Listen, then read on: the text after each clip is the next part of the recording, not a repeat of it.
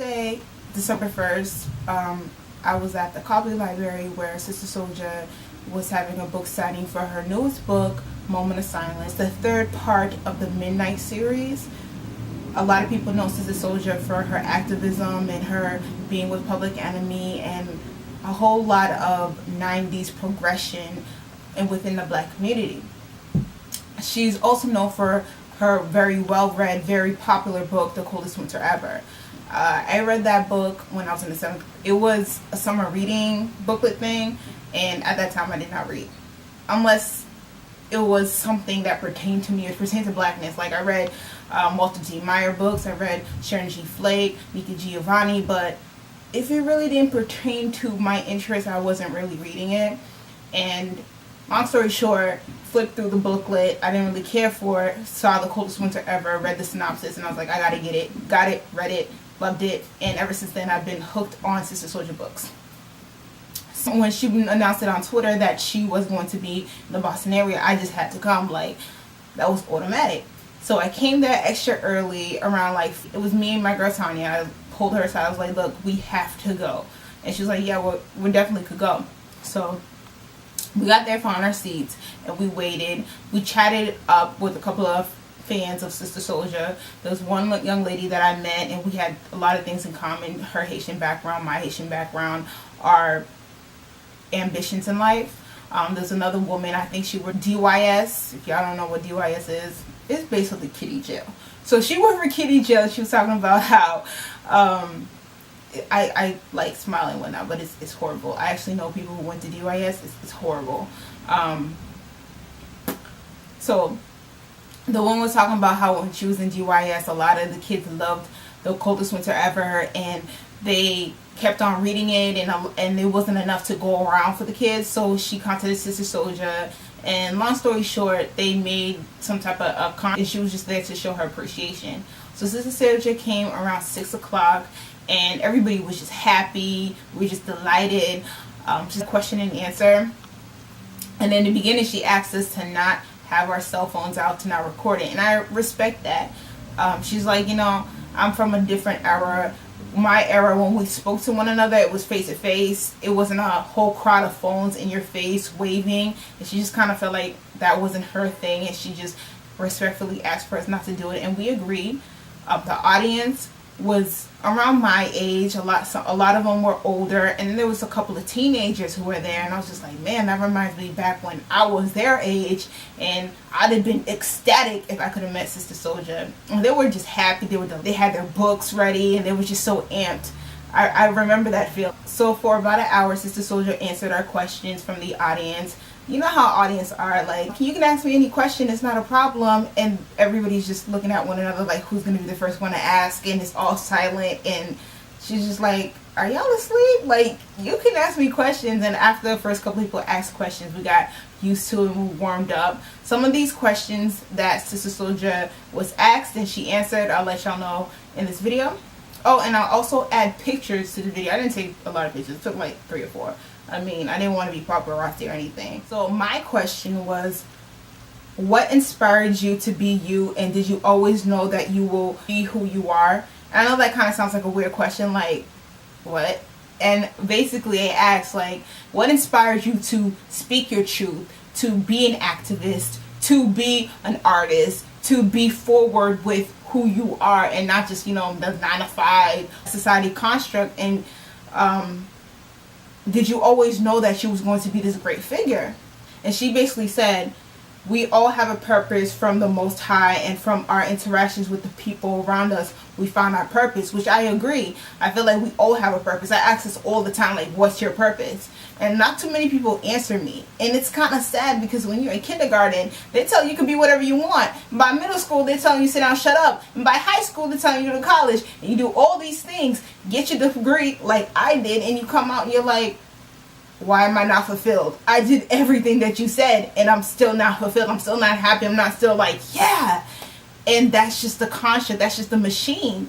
And then after I graduated, well, actually, for me, my last semester in my program, I volunteered with a nonprofit at a male adolescents group home, and from that experience I just kind of knew that I just want to work with adolescents. Definitely challenging, but I always knew that I wanted to work with teenagers. I've always wanted to work with that group because I feel like whatever you put into those crucial years will build the foundation of who they will be. And I feel like if I was a kid, if I was back being a teenager, I would love to have someone like me to guide me, to give me good opinions, give me good advice, because back then I was just kind of loose cannon. I really didn't know what I was doing, and I just had fun doing dumb shit.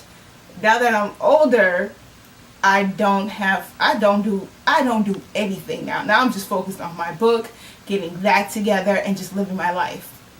But I didn't discover all of this until after college, that I didn't want to be a writer, and I did really want to work with teenagers, and I didn't want to do the 9-to-5 cubicle.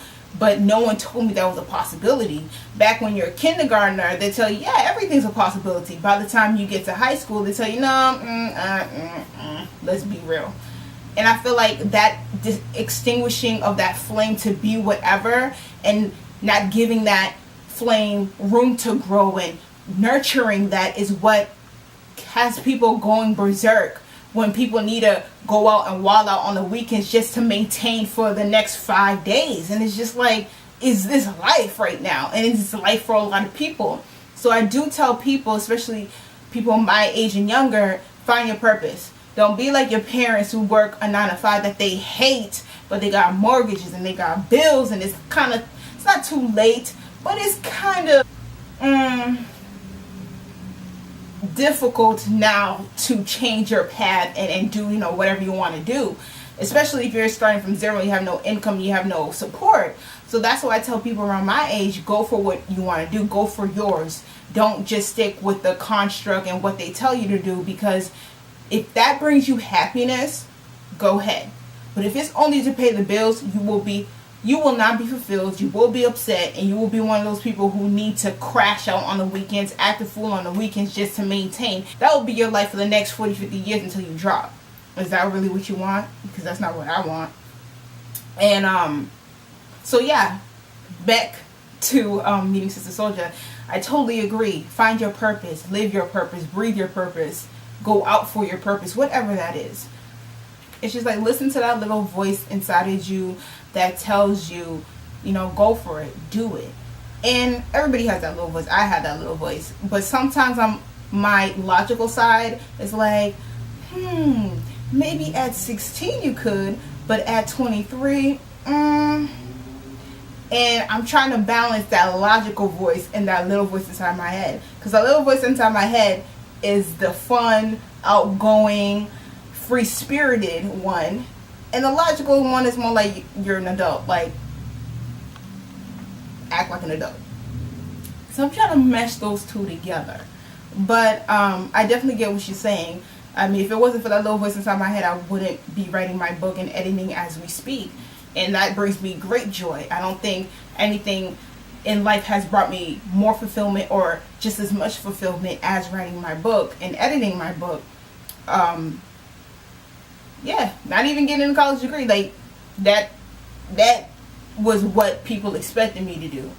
This book is not what people expected me to do, but I did it, and it's my everything. It's my blood, sweat, and tears, my memories, my everything. I love this. This is my baby. She also spoke about finding your faith, whatever it may be, whether it's traditional, whether it's Orthodox, whether it's Abrahamic religions, whether it's voodoo, whether it's Hinduism, whatever you believe in, go for it, keep it, have it motivate you, find something. She basically said, like, being atheist is like being empty. And I kind of see where she's going with it. When you're an atheist, you kind of just living just to live. You really have no purpose. You have no higher being. And from my experience, I'm not telling anybody else, if you're an atheist, that's your business. But from my experience, I know a lot of things that I've been through, it had to be a higher power. Because if it was just me being me and know that myself, I procrastinate. If I don't want to do it, I don't want to do it. I know it had to be a higher power. I know everything that happened to me and how I got here wasn't just me. It couldn't just be me. I feel like it's the God in me that enabled and encouraged and motivated me to be here. I do believe in the saying Kuchi Chagalia, self-determination. I feel like the God within me gave me self-determination in the physical sense to go out there and do what I needed to do to be a better me. But if it's just me as a human, I don't believe that. That's my opinion though. And she said, we should often pray. Like, a lot of people today don't pray, including me. I don't pray. She's like, if you can go on your knees for indecent acts, you can get on your knees to humble yourself, to pray. A lot of people don't want to get on their knees, and a lot of people don't want to submit to a higher power. And it was kind of a little chuckle because we all knew what, indecent things were. And I agree with her that you should pray, but I don't necessarily believe that you need to get on your knees to pray. Not because you don't want to submit. It's just, for me, it's interesting for me. For me, my thoughts are my most private what I keep dearly to me. And I feel like the higher power, or whatever you believe in, God, whatever you believe in, the universe, if you made me, then you would know me, and you would know my thoughts, you know my heart. So I don't necessarily have to get on my knees and say it out loud. You just know me. And with that being said, I have conversations and things I hold in my head to myself on that weirdo tip, and I don't say it out loud, but I might say, God this and God that, and they're not like a certain time it happens. It just happens. It happens. When I'm in my bed, it pretty means I'm about to clock out, or I'm about to be on my phone until I clock out. I'm not really thinking, oh sheesh, it's 8 o'clock, I need to get on my knees and pray. No, I've been having these thoughts, whatever these thoughts are, whether it's what I want to do with my life, what's going on right now, how I feel. Like, these things have been going through my mind for the longest, and you would know. So that's why I'm not necessarily opposed to it. If that's how you communicate with your God, getting on your knees, there's nothing wrong with that. For me personally, I don't get on my knees because, well, I just don't get on my knees, and I don't pray the traditional way, but my heart is always sincere, it's always pure. And then someone asked her the question, is there anybody that you admire, or someone taking over the forefront of you with your activism? And she was like, honestly, there's not really too many people that she sees doing what she's doing. And she's saying, because in the culture there's no admiration, there's no respect. Everybody wants to be the next so-and-so, and no one wants to give credit, no one wants to be at awe or appreciation for someone else and what they've done. And the audience basically agree. I agree. There's not too much of, you did that. Congratulations. I'm here for you, girl. You're my motivation. You're my inspiration. It's more like, I want to stunt on you. I want to ish on you. I want to show you that I'm the best and no one can do better than me. No one can step on this platform. Instead of saying, I give the baton. I uphold you. I'm going to guide you. I'm going to be the first martyr so you don't have to be. There's none of that, especially within the culture and within the black community in itself. I mean, you will have a man who is decrepit, but he is going to stay on the platform in the forefront because he can't just let that go. He can't train the next generation to take upon what he built on. No. This is mine. I did this. Ain't nobody feeling to step here. Ain't nobody feeling to take over. This is mine. I will take this to the grave. And that's still plaguing us today. And she was saying, like, we're all connected. We're all one. There's no I, he, she. It's we, ours. It's we. It's us. And I agree with that. We are all connected. And we got to get back to, it's not just me, myself, and I. It's our us together. She was also talking about how this generation is socially awkward, which I have to agree. She gave the example of how back in her day, when a guy was interested in a girl, he would have to approach her he would have to keep his kicks clean, he would have to smell good, he would practice in the mirror, he would have to get his whole approach together and ready before he even steps to her and spit whatever he has to spit.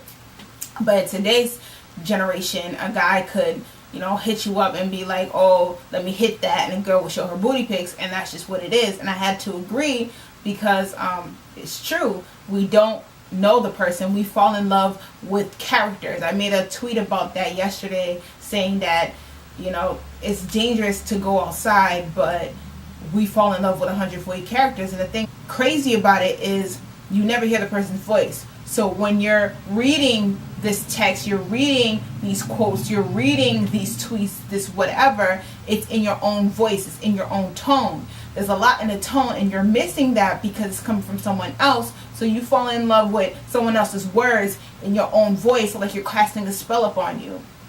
And that's what people are missing. People are having these long distance or these online relationships, and you're taking it seriously, but there's no intimacy. You never spoke to the person, you never felt the person, you never been around the person, but you swear on everything that it's real, your emotions are real. And this generation seems to be okay with that. And she was talking about how that whole computer and that technology is great because it allows you to connect with people around the world, but it's bad in the same time because it separates you.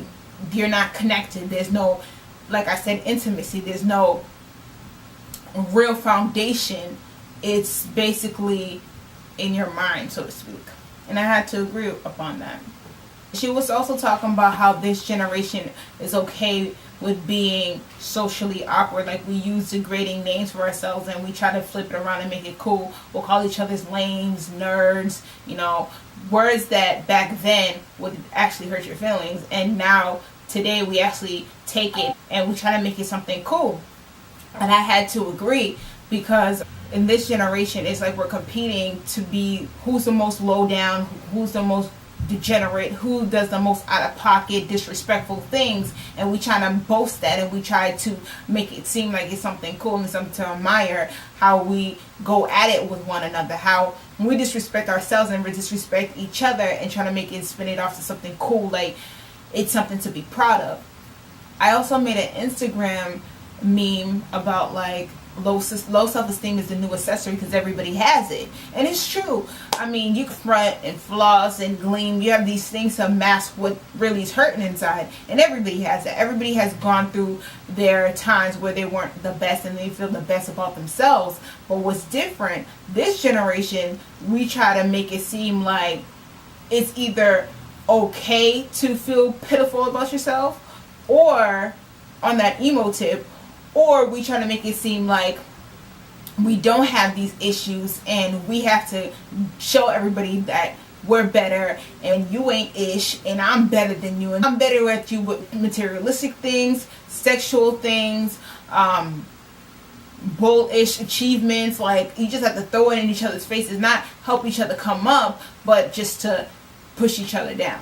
We mistake confidence for someone who looks put together, and that's what we emulate, and that's what we desire. We desire the people on TV or the people in the magazines or the people in the media, and we know they are a train wreck. We see this with our own eyes, but because it's so alluring, it's always in our faces, we feel that we too must desire this, we too must want it. And we see how 1 minute they're just the greatest thing since sliced bread, and the next minute they're the worst thing on earth. And it's an up and down roller coaster watching it. Never mind being it, but we want to strive to desire it for ourselves. And the last important thing I want to talk about, what she touched on, was this generation is going way back to the generations before, where in the 90s it was a heighten in police brutality and white supremacy, and that's why you did have the public enemies and you had the lawyers to come out and protect the black community. And then you had the activisms like her.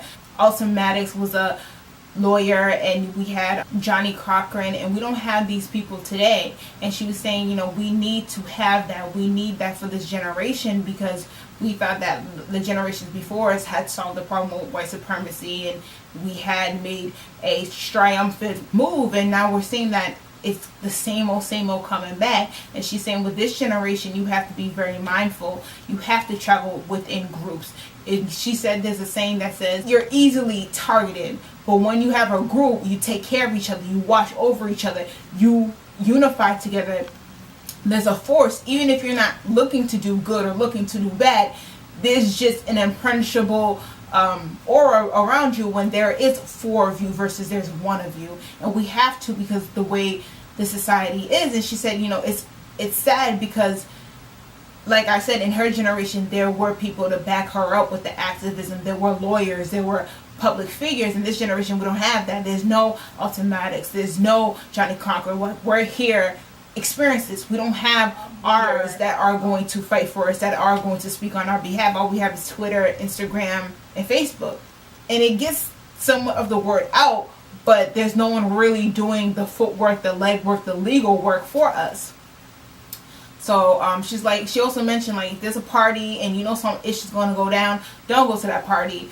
Don't go there and get shot. Don't go there and it's going to be an issue. Like, it's cool to miss the bullying drama. And I agree. Like, I remember when I was a teenager, there was a party that was going to set off or things are going to go down. And those are some of the parties that I missed. Also, when I was at parties and things did go down, I made sure that my ass was not there when it really went down. When the cops were called and I didn't want to be involved. And that's the mindset you have to have. Don't run towards the drama. Bounce, leave, smooth cut, swerve that drama. Because you just never know what's going to happen. I mean, I know this is the society that we live in. Everything's extra hype. Everything is world star. Everything needs to be put on blast. But if you can skip that and see it from the background, if you're really that intrigued, do that. You don't not want to be first-hand experience, because you don't want to be that person who's at the party when everybody said to go, you didn't want to go, and now you got a bullet. I'm just saying. And then in this generation, to wrap it up, we mistake headstrong for arrogance, confidence for cockiness. We mistake people who got it together, look like they got it together, for someone who's actually secure in themselves. We respect and we admire people who have money and who have prestige and they have fame, regardless of their character, regardless if they even put together all the way. We just love that alluringness. We love that they're so above us, so much attention. We strive that we feed off of that. And for what? It's not like these people are the next Malcolm X or the next Queen Nzinga. These people are just people thrown at you for a distraction, and no one asks, okay, behind these people, behind the distraction, what's going on? No one cares what's going on until it happens. And that's what's wrong. Well, I won't say that what's wrong, but these are some of the issues with this generation has to come to terms with. Everything is not what it cracks up to be. Everything that glitters isn't gold, and we need to stop falling for the tinfoil. So after she did the question and answers, and to be honest, it could have gone on forever. She, thanked us for coming out. We applauded her. She was doing her book signing at a little table, and we all bum rushed in line. I got my book autographed, and I took a picture of her autographing it, and I took a picture, autographing with her, and I was just like such a groupie. And I'm not a groupie. I don't get like excited over big names. It's just, you're human, just like all of us. But like I said, I liked her ever since 7th grade, so it was just another different feel to it. And she's just like, I could see your brain working. I could see that you're extra excited. And I'm like, yeah. And I'm like, I was just happy. It's like, yeah, sign this and this and that. And she's just like, okay. She's really nice, really humble, really down to earth, just her. I mean, she just stays to writing. She's in her house. She's a mother. She's a wife. She says, oftentimes she gets a call and says, oh, Sister Souljah, did you hear what they said about you on CNN? Did you hear what they said about you on this and that? And she's like, I don't care. Then people asking her, what is she doing? Did she hurt? Whoop, whoop, whoop. And she's like, I'm at home, cooking chicken noodle soup for my son. Like, it's cool that they're talking about me from something I did back in the early 90s, and that was over 20 years ago. I hope that they're still talking about me the next 20 years, but she's just not stunting it. She knows herself. She's very rooted. She's really grounded in who she is. So that was my experience being Souljah, and that's the end of this video. In the comments below, let me know if you ever met a author or celebrity. How did you act? Would you buy Sister Souljah's book? Have you bought the latest A Moment in Silence? Did you read it? What did you think? So let me know. Rate, comment, share, subscribe. Be blessed, and I'm out.